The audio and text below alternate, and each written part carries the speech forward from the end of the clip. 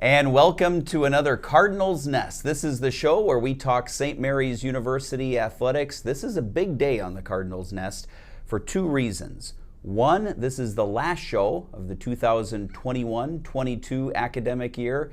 And two, this is the first show we've ever done without my usual co-host, partner in crime, Donny Nadeau. The first time ever. We have a new co-host for 1 week only.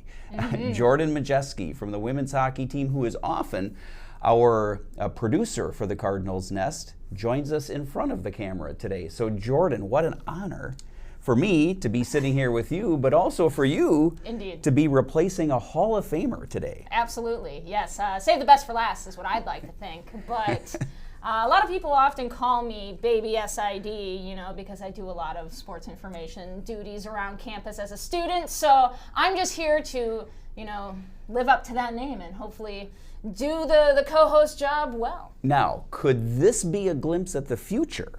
Right? Yes. It's no secret you're after Donnie's job. Absolutely. And eventually he's going to have to retire. Yes, I'm tracking his retirement, actually, day by day. Yes. So this could be a glimpse into the future. Indeed. Time will tell, but anyway, thank you for co-hosting today. I appreciate that. We also have Matt Klosky back to produce today. He's done it before, but we appreciate his time and efforts behind the scenes to make the show happen. A little bit later on the program today, we're going to bring in head track and field coach Darren Schneider because the track season is winding to a close. The Drake relays are this weekend, and then St. Mary's will be hosting the MIAC Track and Field Championships. So we'll talk all about that with Darren later on in the program. First though, Jordan, we want to recap what's been going on in St. Mary's athletics, and as usual this time of year, a ton has been going on. Let's start out with softball, because they have to await their playoff fate now. They've been closing strong, a really good season for the St. Mary's softball team, 9-10 in the conference, 16-14 overall. They've got one more slate of conference games coming up this weekend against St. Ben's, and then they'll be done for final exams and graduation here at St. Mary's, while other teams will still be completing their season. And so right now, as it stands in the conference standings, they are in 6th place. The top 6 teams make the playoffs, but there's no guarantee they'll stay in 6th place. Exactly. So. And you just feel for the spring sport athletes having to deal with a lot of the weather changes and their seasons really being compact into the last couple weeks, game after game after game, softball, baseball, whatever it is, tons of time changes. And you feel for those athletes. I know me as a indoor sport athlete, I don't quite understand, the pain that goes along with that, but having to work those games and see, you mentally get prepared for a game and to have it rescheduled and to mentally prepare. It shows a lot of toughness on the side of those spring sport athletes for sure. And softball and baseball making the final push. We've had a lot of really good games. The 2 home games yesterday against St. John's for baseball, 2 completely different games. So, I think there's a lot still to be excited about for both those teams. Right. Well, and with the softball, going back to the condensing of the schedule, that's one thing. But then the weather that they've had to put up with this year. I was at a game recently where I didn't even need my usual hair gel to make my hair stand up in front. That wind was blowing 35, 40 miles an hour. Crazy. Yeah, and it was blowing straight in for softball. And one of the St. Mary's players completely got a hold of one. Everyone thought it was gone, and it didn't have a chance because the wind just completely held it up. And the number of foul balls in that game was ridiculous. I mean, the wind was just taking them. It was unfortunate. As we look, though, at the team, and I've talked with Donnie, we've interviewed Coach Cheetah on this program, but just a couple of players are having outstanding seasons, and you got to start out with Riley Hall, right? Oh, absolutely.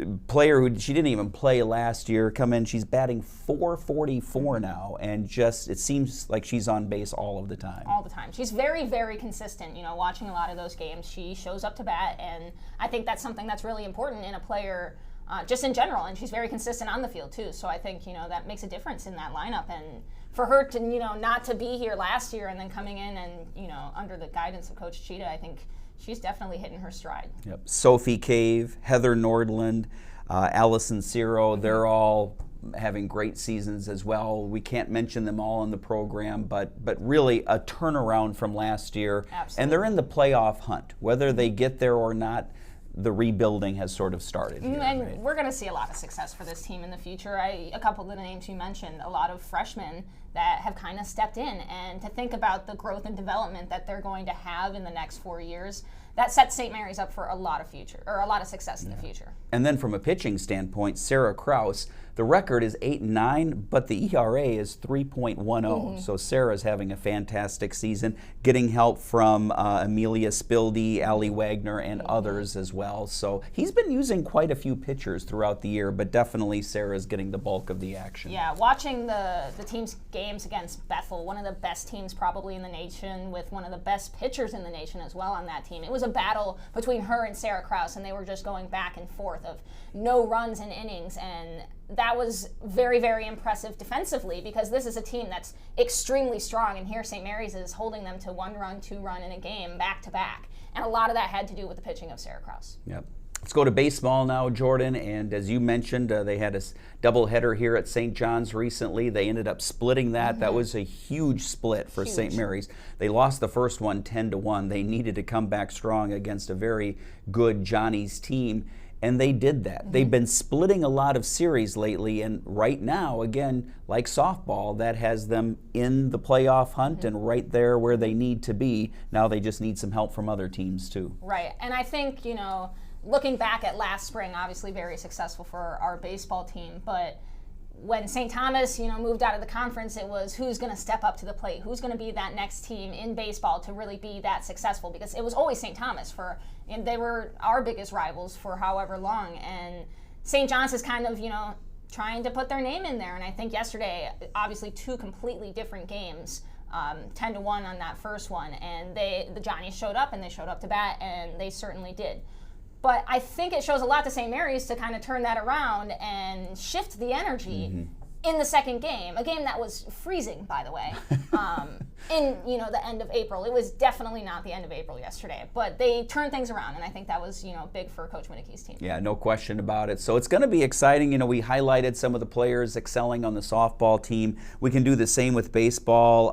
Van Echtern, he's batting .346 on the season. Yes, and we had Luke on the show to talk a little bit about what it's like to have him catching for Luke Gilbertson, obviously a huge pitcher for the Cardinals, but kind of seeing his stepping into this role after Weinberg last year, obviously those are huge shoes to fill, and I think he's definitely stepped up to the plate. And then you've got Brandon Murfeld playing well. He's batting .313. Cameron Weber is batting .292. Daniel Markson is batting .280. Trying to hit the players who get the bulk of the action. And so they're starting to get, I think, a little more offensive consistency, which has led to some better play as of late. Right. And a lot of those names you mentioned, Dean, weren't in the lineup last year. These aren't players who were batting regularly last year, and now they're the ones stepping up for the Cardinals at every single point. So. Yep, absolutely. And with Luke on the program recently, we've touched on the pitching staff, so it's all kind of coming together, and as we said, as it stands right now, they're in good shape with the MIAC playoffs, but more games to be played. So, and one thing Coach Winicki always talks about is a day at a time. Don't look ahead. Don't look behind, just focus on today, win today, and then you'll set yourself up in good position. So, Bethel right now leads the conference for baseball with an 11-3 mark. Gustavus, St. John's, St. Olaf, and St. Mary's all close behind there. Before we bring Darren Schneider in, the track and field coach, we're going to talk women's and men's tennis.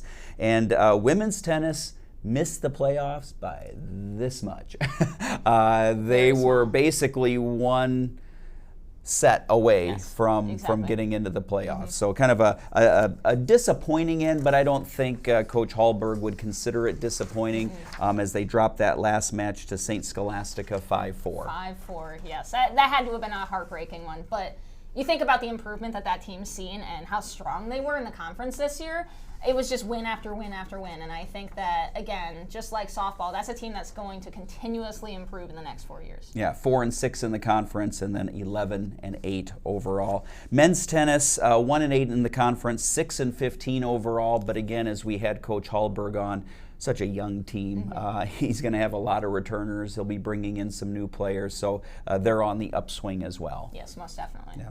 All right, so now we're going to bring in Darren Schneider, the head coach for track and field. But as we do that, Jordan, I have a question for you. Did you ever do a little track and field in high school? Oh, thanks for asking, Dean. This is quite an honor. I actually did not do any track and field in high school, but I did track and field in 7th and 8th grade. I was a regional shot put champion. Wow.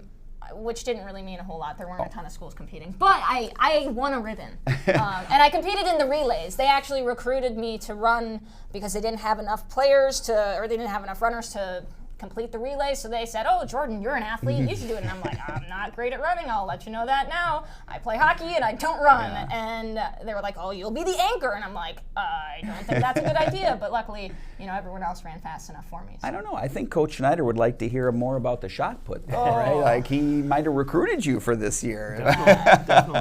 I am very, very, very, very retired. Yeah. All right. Well, Darren, thanks for being on the show again. Your second time, correct? We had you on earlier with cross country season. Now we're in track and field season, and I guess we're coming to the end of the season now. The Drake relays, which we'll touch on, are this weekend, and then we'll be hosting here at St. Mary's the MIAC Conference Championships. Before we get to that, though, kind of give us a recap of this outdoor season, the highs and how it met your expectations. Just kind of give us a summary of how the year has gone. Well, weather has been a big factor in our season. We've been very, very fortunate on meet days that the weather has been fairly good, but day in and day out, practice-wise, it's really been a battle.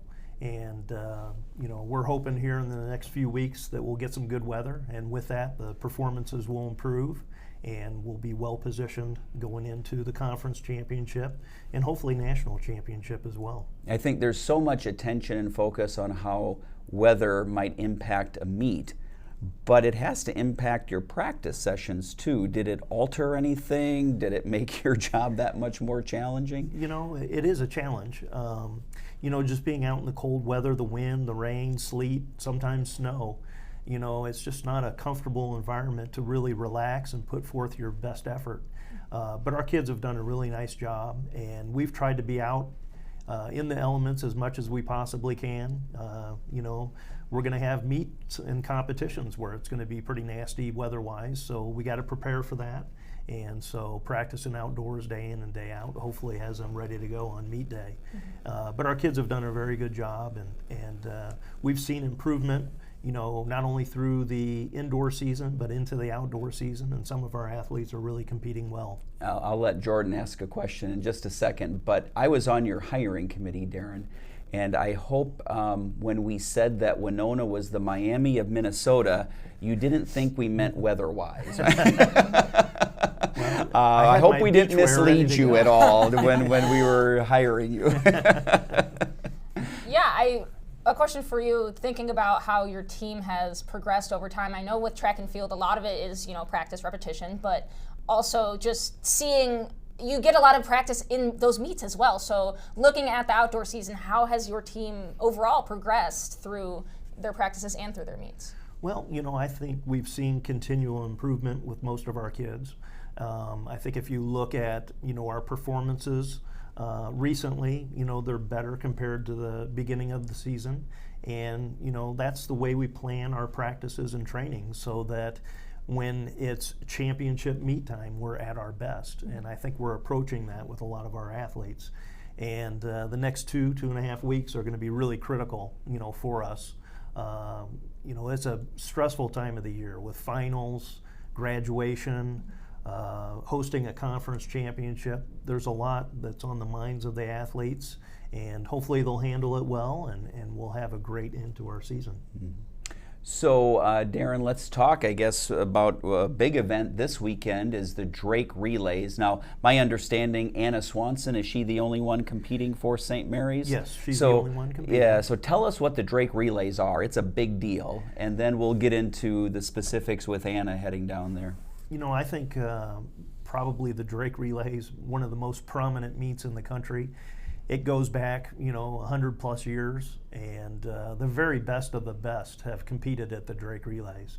If you look at our Olympians going all the way back to the early 1900s till now, most of them have been at the Drake Relays. The best college athletes, even the best high school athletes, from the state of Iowa are there. And so, it's a phenomenal experience, and it's really an honor to be part of that.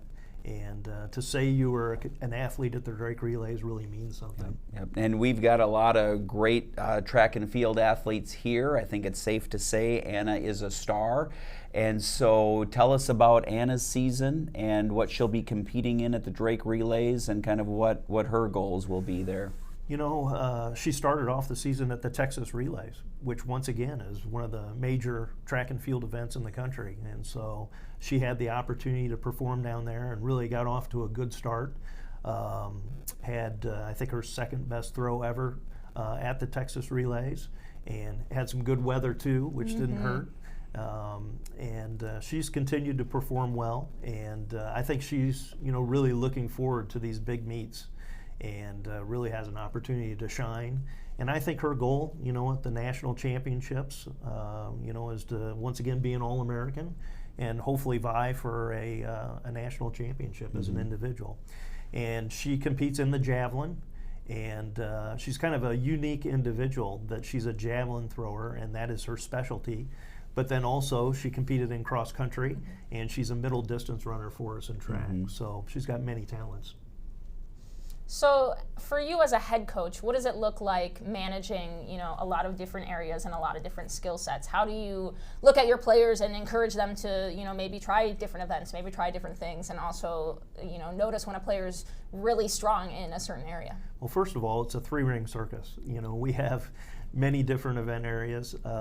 We've got the throws with the shot put, javelin, hammer, discus. We've got all the sprint events, hurdles, distance runners, middle distance runners, jumps with the long jump, triple jump, high jump, and pole vault. So there is a lot going on in a practice and in competition. But I think that's what makes track and field special. There's something for everyone, either as an athlete or a spectator. And you really have to be alert and watch athletes and their movements, and you can kind of see what their strengths and weaknesses are, and often lead a person into where they'll be the best and the event which they'll find the most success in. And so we have moved some people around, and I think that's paid off, and some people are on the right track as far as having really good careers and a good season this year.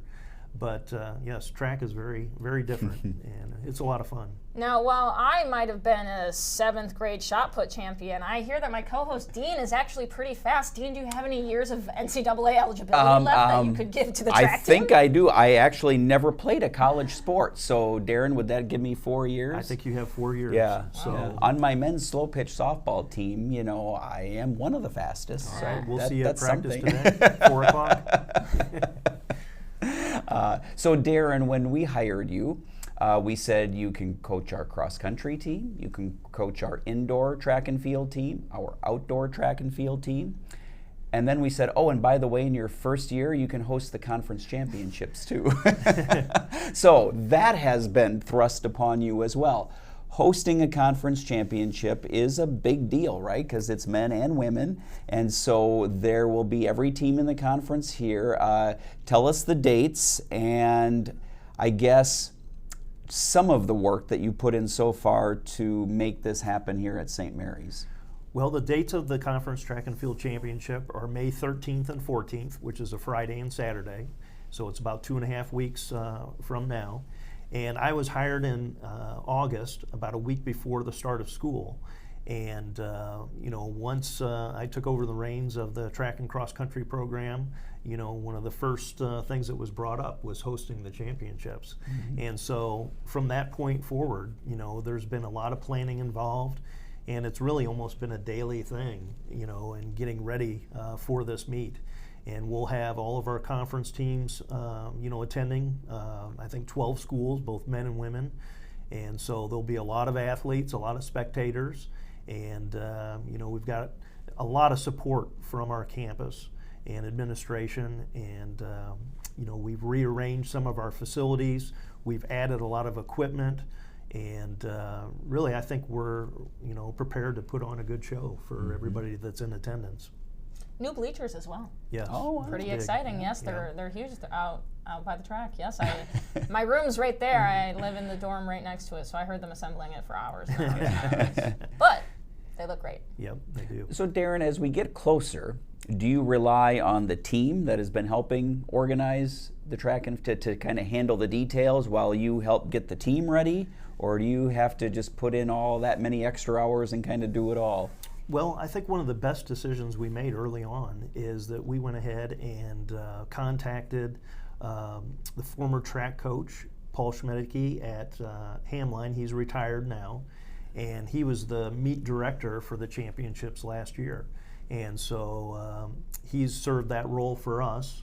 And with me being new, that's really been an advantage to have somebody that's been in the conference, knows all the conference rules, has a large network to rely upon as far as getting officials. And so he's been, very, very good for us. And so I think with him on our side, and the work that we've put in here on our campus, I think we'll have a very good meet. Yeah, good. Should be exciting. Yeah, Darren, just a few minutes left here. Tell us about your first year at St. Mary's. It's coming to a close now. I'm sure it went fast for you, but your perception of the campus community. Coming in, you probably didn't know a ton about St. Mary's, but now you've been here for a year. What do you think? Well, first year has been very hectic, but very enjoyable. We really have good assistant coaches, a nice group of athletes, not only, with their talents as athletes, but just the people they are. And so that's made it, really a good first year experience. And, St. Mary's has been very welcoming. I really enjoy the campus community and, really feel at home here. And I think St. Mary's has a lot of positives, and it should be a place, that we can attract many good student athletes and be able to build a very strong cross-country and track and field program. Mm-hmm. Absolutely. All right, so Darren Schneider, head coach for women's and men's track and field. Thanks for joining us. Good luck here as you wind down the season and we approach those conference championships. I should mention, for spectators who want to come and watch the women's and men's championships, so where do they park, and will there be, I guess, some parkers, people there to guide them, and where will they be during the events? As you enter campus, there will be people to help guide you to where to park. We'll have plenty of parking available throughout our campus.